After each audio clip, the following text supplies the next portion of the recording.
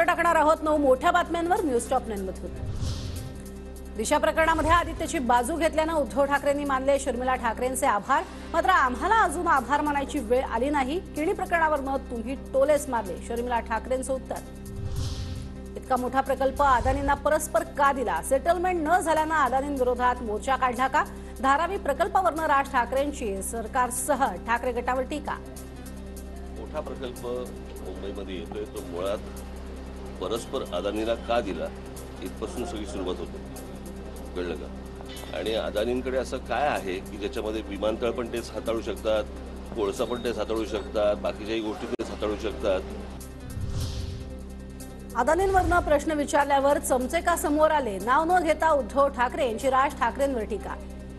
मला आता कळायला लागलेत अदानीचे चमचे कोण कोण आहेत।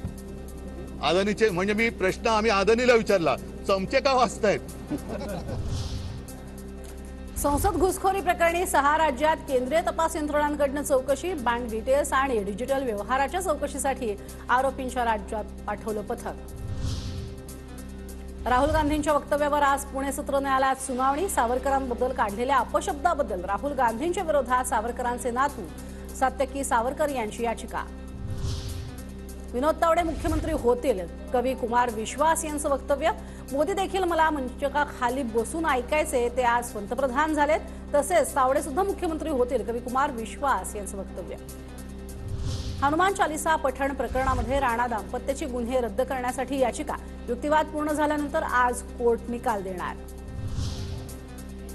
आमदार प्राजक्त तनपुरे आणि अर्जुन खोतकरांना ईडीचं समन्स। राम गणेश गडकरी साखर कारखान्यातील आर्थिक गैरव्यवहार प्रकरणी समन्स। 12 जानेवारीला चौकशीला हजर राहण्याचे आदेश। ठाण्यातल्या प्रिया सिंग हल्ला प्रकरणात आरोपींना जामीन मंजूर। अपघात नव्हे तर माझ्या हत्येचा प्रयत्न झाला, मॉडेल प्रिया सिंगचा आरोप। तर अश्वजित गायकवाडसह दोघांना 15,000च्या जात मुचलक्यावर जामीन।